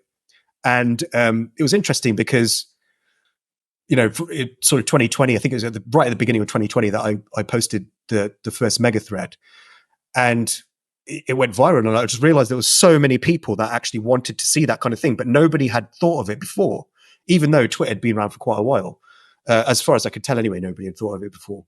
But what was quite interesting was in the aftermath of that, there were a huge number of people who did exactly the same thing that I was doing in order to kind of replicate the success I had with that first mega thread. I saw them all over the place. People doing their own threads, and I've got nothing. I've got nothing against people who do that. I don't think I've got like the sole rights to do it or anything. But it was interesting because I think it just made something click in people's minds where they thought, "Wow, this is a great idea. Why didn't I think of this?" And then they did it themselves, and it showed that if you do the kinds of things that you want to see, like if you create the kinds of content that you want to see, then because you're a human being and you share like 99% of your DNA with every other human being, that there's going to be a large number of other people that will have similar enough interests that they will actually want to do what you want to do. I suppose this actually fits in quite nicely with one of the other concepts in one of my recent mega threads, which is Hotelling's law, which is basically this idea that people will tend to copy whatever's successful, whether we're talking about business, in politics, in art or whatever. And as a result of that, content tends to converge. It tends to become more similar over time. And you see it with TikTok. There were a very small number of people like Bella Porch and Charlie D'Amelio who became extremely popular on TikTok. They're basically the most viewed people on TikTok. And all they did was lip syncing and dancing. Now, I have no interest in watching that kind of stuff, but evidently they thought it was fun. Maybe that's the kind of content they wanted to see, but somehow that stuff blew up. And as a result of that, it started a whole new genre of TikTok video where you just had people lip syncing and dancing, and everybody was doing it now. And it kind of decreased the value of doing that. And it's the same with politics. Like, if you look at, for instance, in the UK, you had the political parties, Labour and Conservative. If you look at, say, the post-war period, you had Clement Attlee versus Winston Churchill. Clement Attlee was he was a socialist. He was a full-on, and the Labour Party was a full-on socialist party.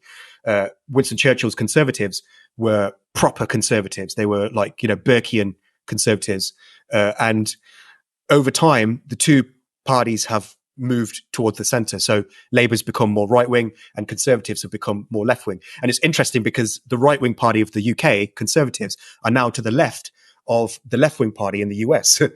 And the reason this has happened is because of Hotelling's law. Because what happened is that when certain politicians in both of these parties appealed to the centre, they had a huge amount of success. And the other people saw this and thought, wow, we better capture the centre, get some of these people's audiences from them. And so these two parties gradually began to try to eat the centre, eat as much of the centre before the other party got centre. So they moved closer and together and they converged. And it's the same with content creators. They tend to converge over time. And the great thing about the Max Razor that you just spoke about, when you create content that you yourself would want to see, is that you can avoid Hotelling's law because you're creating content that you want to see. You're not chasing what everybody else is doing. You're doing the opposite. Because the interesting thing about Hotelling's law is that the more it happens, the more these content creators or these politicians or whatever we're talking about, the more their content converges, the more value there is in being different and in actually, trying to do something that you want to see. Like for instance, going back to my megathreads, I saw a lot of stuff about mental models, but it was not portrayed in the way that I decided to do it. It was more about getting a single mental model, then doing a thread about it. And loads of people were doing that. And I initially was going to do that, but then I thought, I'm just doing the same thing that everybody else is doing if I do that. Because that form was originally popularized.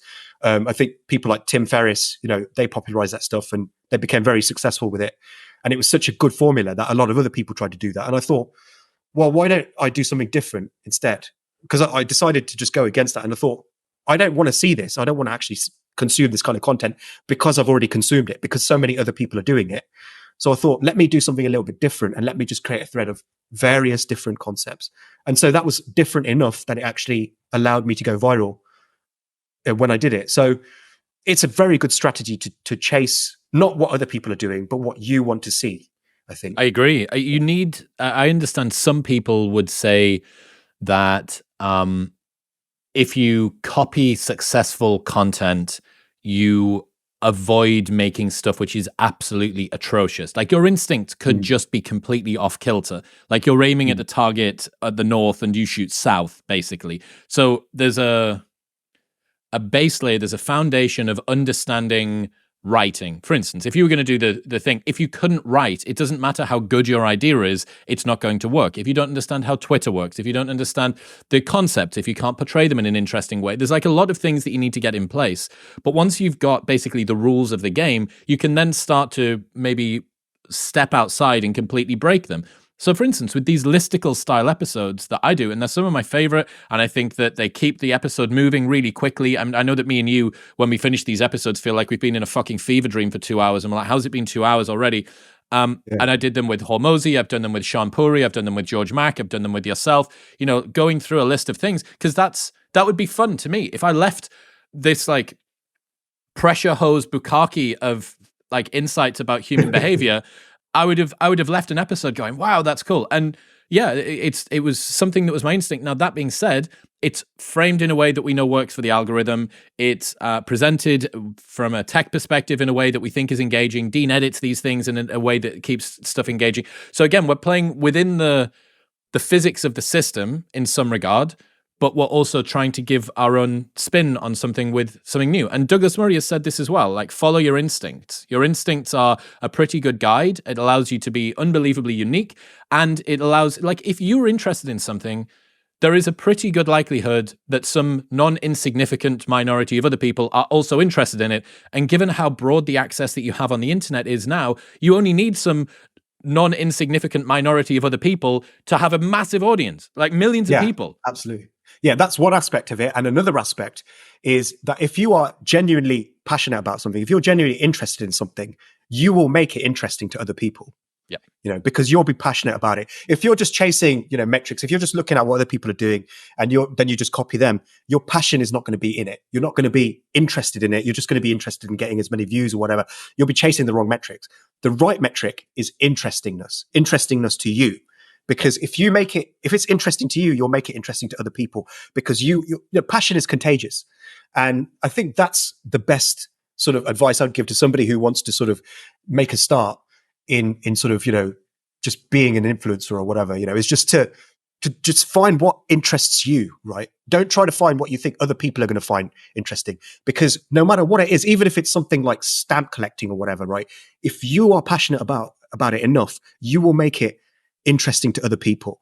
Dude, so me and my housemate Zach love these videos of guys that watch rally cross. So it's like Colin McRae, 4-wheel drive cars going through a dirt road, and these blokes will have gone up to fucking Ayr in Scotland or Quebec or something, and they're stood in a poncho under a umbrella in the pissing rain basically in the middle of a forest to see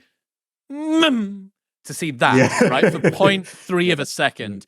And then when these cars go past, they all turn to each other and go, ah! And we love watching it, because watching anyone get fired up about anything makes you feel fired up as well. I love absolutely. People that love things. And if you follow your passions in that regard, you're always going to remain on the right side. And you'll also be novelty. Motivated as well. Yeah. And another thing is you'll be more motivated. Yeah, absolutely. All right. Next one. Epistemic luck.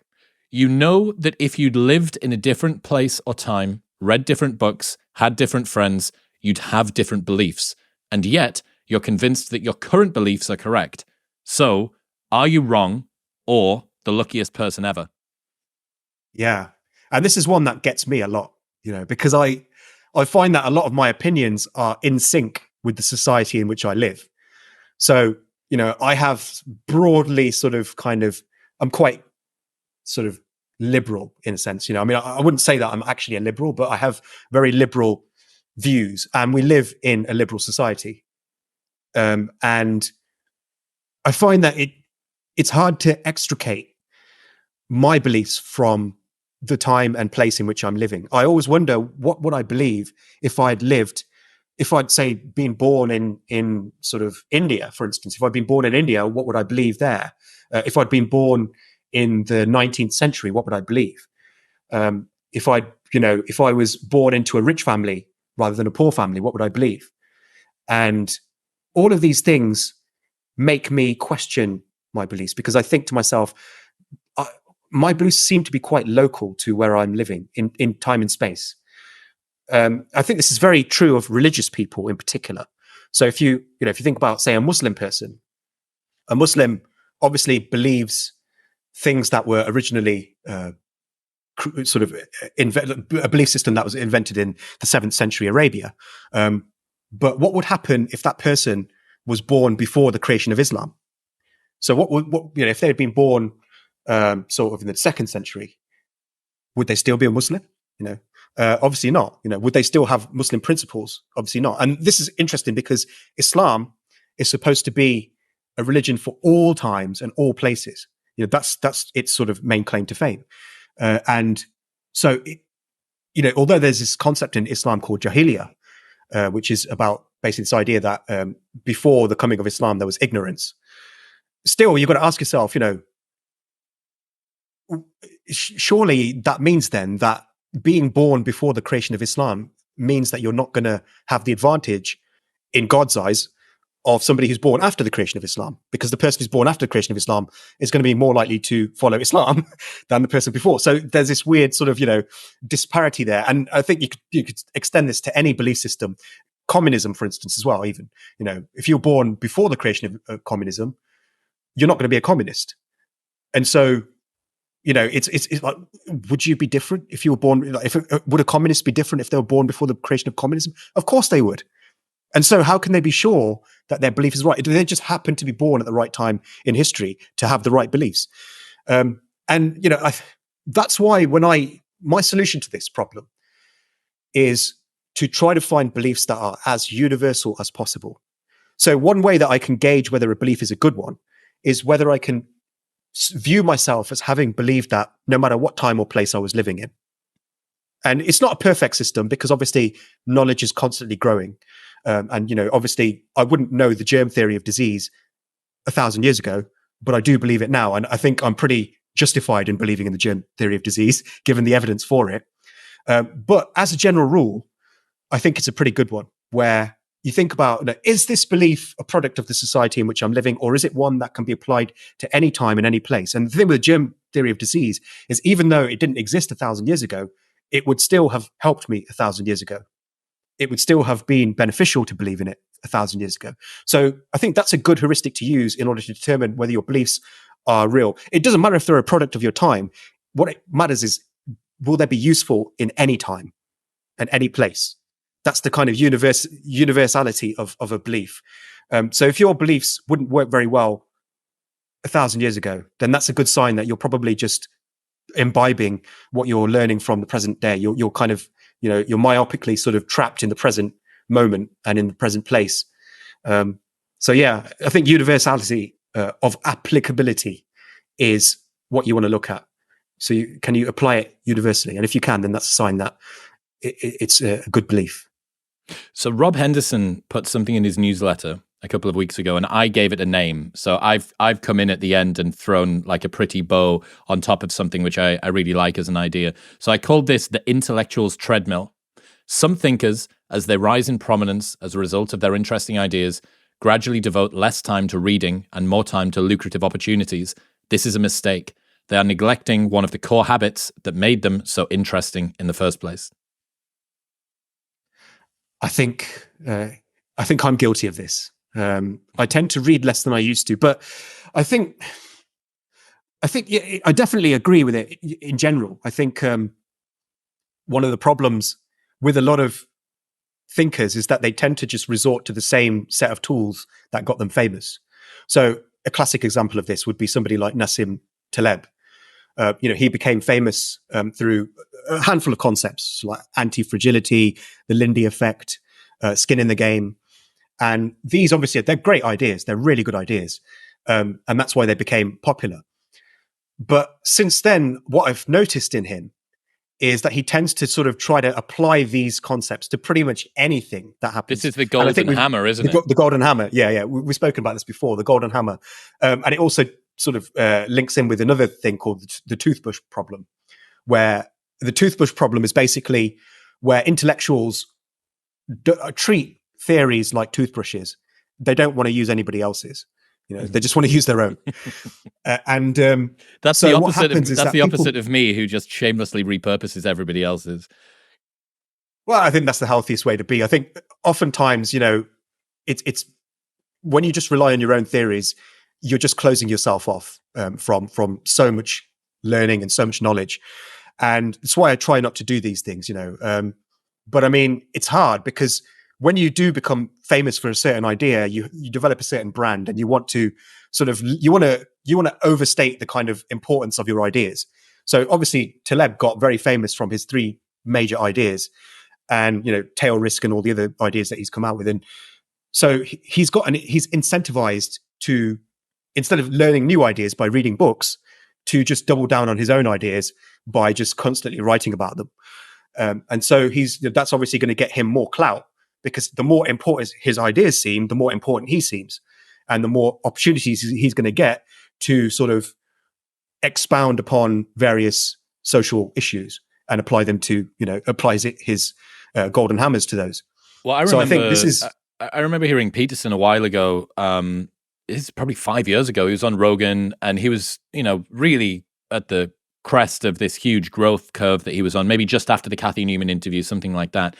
And he said something along the lines of, I need to take some time to go away, because if you are outputting more than you are inputting, all that you're doing is just saying the same things over and over again, and you end up becoming a caricature of yourself, which is dangerous. There's this I learned from Critical Drinker. Do you follow that guy, the Scottish I watched some YouTube of his guy? videos. Yeah, he's funny. He's brilliant. So I learned from him that there's 4 stages to most media movements. So let's say like the superhero genre that we've seen since sort of the mid noughts. There is like the introduction phase, the growth phase, the maturity phase, and then the parody phase. And what's interesting about that is you can track it perfectly with Thor. So you have this kind of groundbreaking, or maybe less so Iron Man, because he died, I guess, before he could get into parody. But certainly with Thor, you get this groundbreaking one, and everyone's like, oh my God, Chris Hemsworth's so ripped. And then you get into growth, and it's sort of still developing. And then you get into maturity, where it's a little bit more predictable, and you've kind of got an idea. And then you get into Love and Thunder, which was the most recent one. And you even saw bits of parody earlier on in it, but where he's the butt of the joke. Yeah. He's the butt of all of the jokes. He's doing a set of splits on the top of like a pair of dragons, like Jean-Claude Van Damme. Even Doctor Strange, I guess he featured as a sort of ancillary character in lots of other things, but he only got 2. So he had the first Doctor Strange with Benedict Cumberbatch. He's a phenomenal actor. First one, super sincere in the way that they did it, and it was very meaningful about him. The second one, a zombie version of Benedict Cumberbatch goes back in time to a different universe to tell the Central American daughter of a lesbian couple called America Chavez that she just needs to believe in herself. Like, it's just the most parody of the most parody that you can think. So yeah, and I think that one of the problems that you get is what Peterson identified. If you are outputting more than you're inputting, you end up just regurgitating ideas, you bastardize them, you don't have anything fresh, you become a caricature of yourself, you become easy to be parodied, and that's dangerous. And he was saying, I need to take some time away. It's someone that we can say absolutely has adhered to that. And there's, it's how are you going to say no to another speaking gig? How are you going to say no to another Joe Rogan Experience episode? How are you going to say no to all these things? I get it, right? But someone that definitely has done this was Naval, who just said, I did my Rogan episode and I'm now away on sabbatical because I never want to say the same thing twice, and I won't be doing any more podcasts until I have 3 hours worth of new things to talk about. Fair play. Yeah. I mean, I think Naval's very wise in that he's done this, I think, to avoid audience capture. I think that's ultimately what we're talking about. Because when you have the same set of ideas, there's a pressure on you to continue to talk about those ideas. Again, to sort of emphasize their importance. And I think Taleb is a very good example of this, going back to him, because I feel he has kind of been audience captured in a sense where it's now expected that he's going to try to explain things in terms of, tail risk or whatever. And it's because it's what he knows. And I understand why he does it, because, it's kind of wise to a certain extent to just stick to what you know. But he's clearly a very intelligent man, and he's a man who could learn a lot more about many other things. But he instead just chooses to pretty much talk about the same sort of things again and again. He's doing what Jordan Peterson essentially warned about, where instead of learning, because he's Taleb, he's a smart guy, but he's arrogant as hell, and he thinks that he sort of has the final answer. He thinks he understands things, even when he doesn't really have a grounding in it. Like he thinks he understands IQ, but he makes very elementary mistakes about IQ. But he tends to just sort of focus on a very narrow field of maths, statistical kind of tail risk analysis, risk analysis, that kind of stuff, and he uses a very narrow set of tools. They're very useful tools, but they're very narrow. And he uses that very narrow system of tools to explain everything from like COVID to polarization to Israel and Palestine. He talks about a lot of these things, often just using very narrow set of tools. And it's weird because he's otherwise he's quite an erudite guy, but he just chooses not to sort of progress beyond what made him successful. And I see this with a lot of other influencers, a lot of other intellectuals, where they just stick to the thing that made them successful over and over again, as if, they're just sort of scared of venturing into new territory. You see it with a lot of sort of anti-woke accounts online now as well, where the same thing is always the case. It's always about wokeness. Everything's wokeness. Everything can be explained in terms of wokeness. And you see it on the opposite side with everything's racist. Racism is the explanation for everything. It's because of systemic racism. It's because of whiteness. It's because of white fragility. All of this stuff. And then, you just see the same sets of explanations being used over and over again because these people are not reading new things. They're just regurgitating what was already in their head again and again and again. They're basically being spoon-fed their own intellectual vomit and, just kind of recycling it and vomiting it out again. And, and it just degrades. It's like ChatGPT being trained on its own outputs. It's just, it's kind of like it is a very dangerous thing. And that's why I think I try to go broad rather than narrow in on one thing. I do occasionally narrow in on one thing when I write like a long read or whatever. But what I try to do is to just keep learning new concepts and new things. And, like I've set up a pretty good thing now where I've got an audience that expects me to write about a wide range of different things, but very, very sort of shallow things. I do write pretty shallow stuff, like in general, just because I've got so many ideas to cover that I can't go into too much detail. I mean, I'm not always shallow. I do sometimes go on deep dives into articles and essays where I write 4,000, 5,000 words about a single concept. But usually I write sort of a wide range of things, but quite shallow in order to give people ideas for them to sort of springboard their own ideas. That's generally what I like to do. And I find that that's a healthy way to approach because it means I'm constantly learning new ideas instead of just focusing on one idea and using that one tool to explain everything, which is a temptation. It seems like this is related to another one I got from you, beginner's bubble effect. You cannot learn that which you already know, from Epictetus. The most ignorant are not those who know nothing, but those who know a little, because a little knowledge grants the illusion of understanding, which kills curiosity and closes the mind. Yeah, so this would appear to go against what I've just said. It would seem like, you shouldn't learn just a little thing. You should really go deep into that. But in practice, that's not actually possible. You can't just learn one thing in loads and loads of detail and not learn anything else. You're always going to be in a situation where you have to learn a little bit. The key to overcoming the big beginner's bubble effect is not to learn more, because you can't learn more about everything. The key is to recognize your limits, is to recognize how much you actually know. Basically, once you learn how much you actually know, and that comes from humility and from curiosity, then you're no longer subject to the beginner's bubble effect. The beginner's bubble effect is a product of thinking you know more than you actually do. And it usually comes from having a very shallow explanation for something.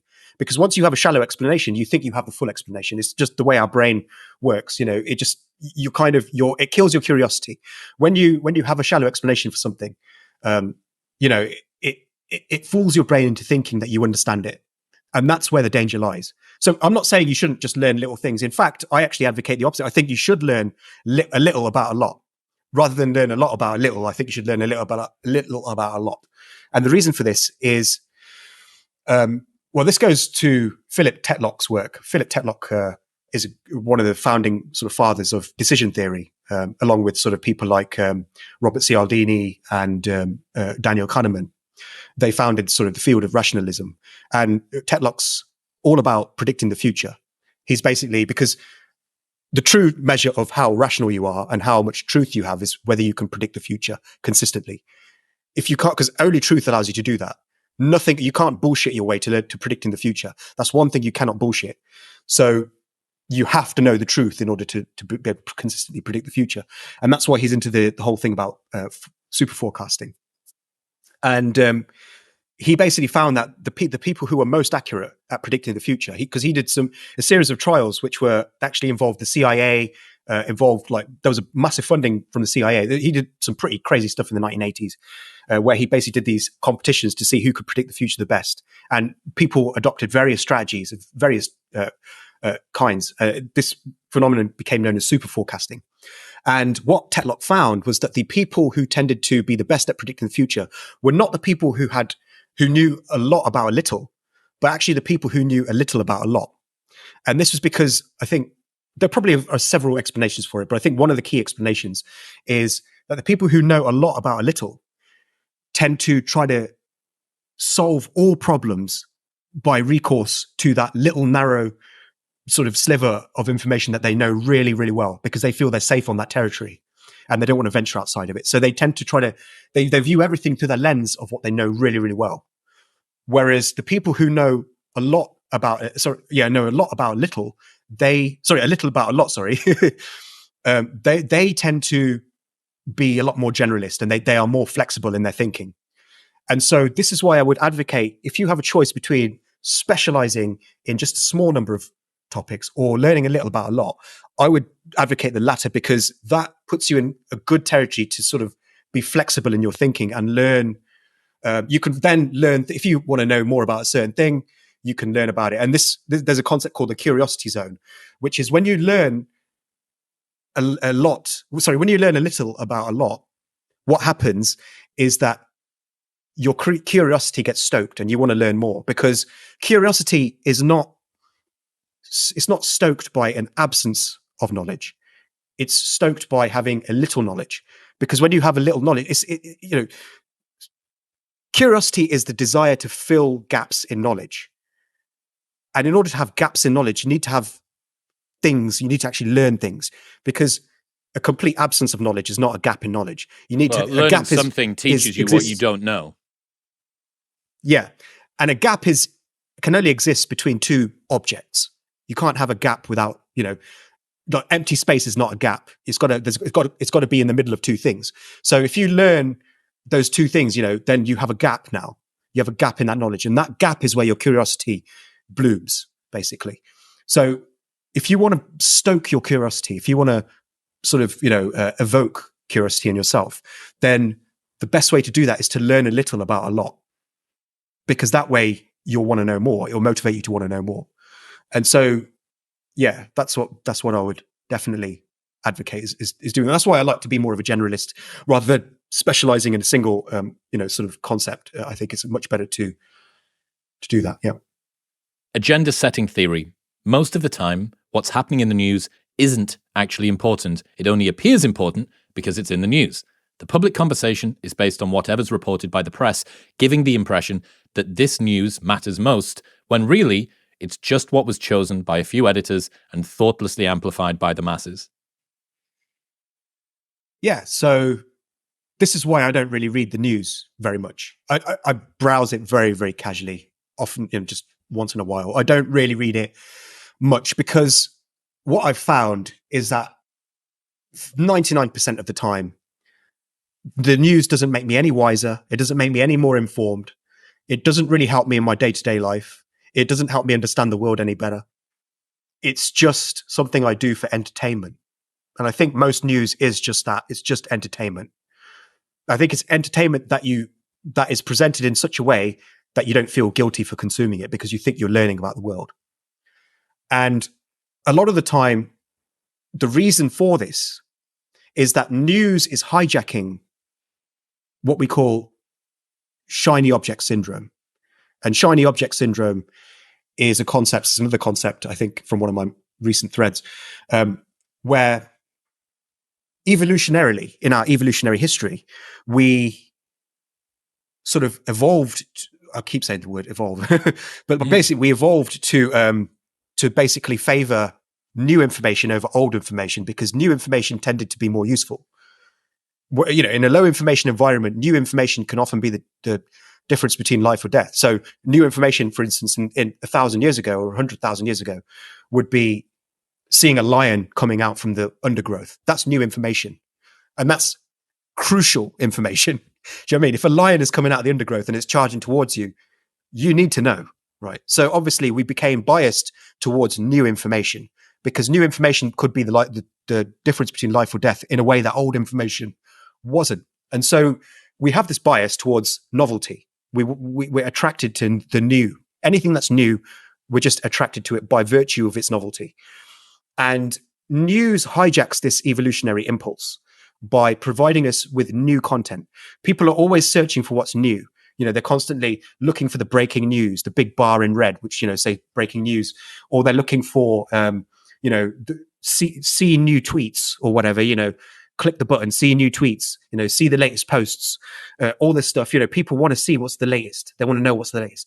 And this is a maladaptive desire, because in a world where information is mass produced, it's no longer actually like valuable to have new information most of the time, because the majority of the new information has been created for one reason and one reason only, and that is to hijack your impulse for novelty, your desire for novelty. It's it's there to just it's basically it's rushed out. The information is rushed out. So if you look at a lot of the latest breaking news, is usually wrong, because the journalist wanted to be the first person to break the story. So they just rushed it out as fast as they could. And they didn't do their due diligence, and they didn't really, they didn't give you all the facts. And likewise, people want to be the first to retweet, this news story and talk about it. And so they'll just retweet the headline without reading the article or whatever. So, a lot of this new stuff is rushed out. And that's why news is generally not that valuable, because it's just reported. It's often reported impulsively by editors and by journalists. They just say, oh, okay, this sounds like it might do well online, so let's just post this. Let's just write about this. And then what happens is that people think that because it was reported by the news, therefore it must be important. But it's not. A lot of the time, it's not. A lot of the time, it's there simply to hijack your attention, hijack your desire for novelty, and you're not going to remember it. You're not going to benefit from it. Just think about, go to any news page, right? And just look at the top stories. And a lot of the time, it's just not really stuff that, it might be interesting. It might be interesting. It might interest you for a couple of minutes. You might think, oh, okay, that's okay. But most of the time, it's not really going to be that interesting. The exception to this would be news that's directly relevant to your field, your chosen field. So, for instance, if you are a biologist and you are interested in curing, let's say you're a medical professional and you're interested in curing cancer or whatever, and then if there's a new vaccine for cancer, which there is, which is an amazing story, then that's obviously going to be interesting news, and you want to know about that. But that's rare. That's very rare, and you usually get that not from looking at the mainstream media. You usually get that from specialized news outlets. So you want to go to like science news outlets, which will tell you about the latest breakthroughs in technology. The mainstream media is usually just generalized, just stuff that is just not really going to be of value to many people. It's just going to be there to tickle your desire for novelty. So mainstream media news is generally not that useful. That's why I don't really read it much. I mean, I do read it, but only because a lot of people expect me to comment on it. If I wasn't a writer, I wouldn't check the news. I would only just check information that's relevant to me. So maybe if I was an investor, I would check stock prices and stuff like that, but I wouldn't check the general news, because the general news is usually is worthless. And people fooled into believing that it's important because it's reported, but it's not. It's just what was chosen by a few editors. Yeah, it's strange what we click on and what editors know will drive interest and engagement often has absolutely no correlation with something that's important. Like, how many times have we seen left-wing woman says that she can't get a man to hold the door open for her, and it goes like super viral online, and everyone's got the same take of that's a conservative, and it's like a whatever, it's a slow, it's there medium just to pitch. It's there to fuel engagement, and it's engagement farming. It's basically a lot of it's rage bait. They want to try and make you as angry as possible because they want to start a fight online. Because if they start a fight online, then the two factions that are fighting are going to be inadvertently promoting the story by fighting over it. Yeah, and then also just stuff that's reported just generally, like like for instance, if you're an average person, you'll hear 30 people died in a bombing in Gaza. It's bad, it's tragic, it's horrible news. But most people are not going to ever do anything about it. They're just going to read it and then that's it. Then they're going to forget about it. And it's like they may as well have not even learned about it, because it's not going to change their life in any way. They're not going to go out there and stop the bombing. Apart from maybe they're a bit more ambiently anxious about the world and the impending general sense of doom. Yeah, exactly. It's just going to make them feel bad a lot of the time. And there's a negativity bias in the news reporting as well. It was interesting because I think Steven Pinker recently posted a list of 66 news reports that were actually positive, there were positive developments, but they didn't get any traction because they were positive rather than negative. The negative stories always get way more engagement. And so there's, if you constantly are consuming news, you're going to develop this sort of more cynicism. You're going to develop great cynicism, more pessimism. You're going to become depressed in a sense. You're going to feel bad because you're just going to feel like the world's falling apart. Whereas if you actually go to these specialized news outlets, so you go to science reporting, then you'll find a lot of stuff about medical breakthroughs, which is actually a lot more interesting because that will allow you to predict the future a little bit better.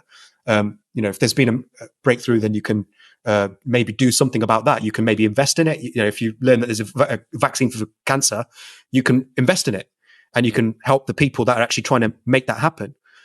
So that's a lot more useful stuff. It's positive news tends to be more useful overall than the kind of negative engagement driven stuff that you see. Two of my favorite websites that I go to, SciPost and Psychology Today, both just phenomenal insights about human nature. If you're interested in that, a lot of the studies that I cite on this show come from PSY Post or Psychology Today. They're great. Do you know what the browser is? Are you familiar with that? The browser? No, I've never heard of it. So the browser it's been going for, I think, over a decade now. It is a daily email of 5 articles, and there is nothing. These articles have nothing in common at all, other than the fact that the editor has found them to be interesting. And it's my favorite place to just get exposed to always new stuff. Like, here is the life story in 3,000 words of like a boot polisher from 1800s Birmingham.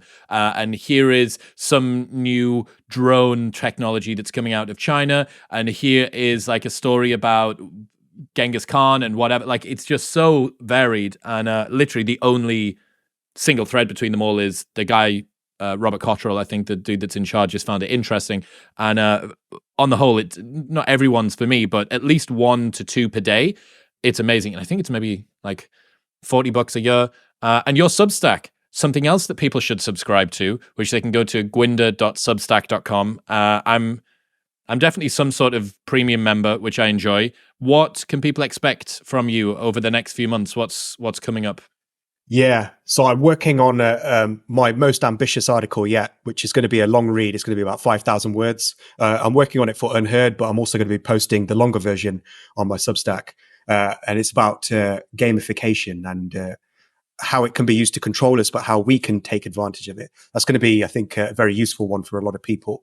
I've also got my book. I don't want to talk too much about my book yet because it's coming, but there's something big in the works. It's going to be... Is this the first one or the second one? Because there's 2, right? Yeah, there's 2. Yeah, the first one's coming out next year, so not long. So then the one after is probably going to come the year after, so that'll be in 2025. But yeah, there's going to be a book hopefully next year. And I'm also going to be trying to actually start doing videos as well, because I've had a bit of demand from that. So I think by the time this comes out, I might actually have a YouTube channel. I don't know.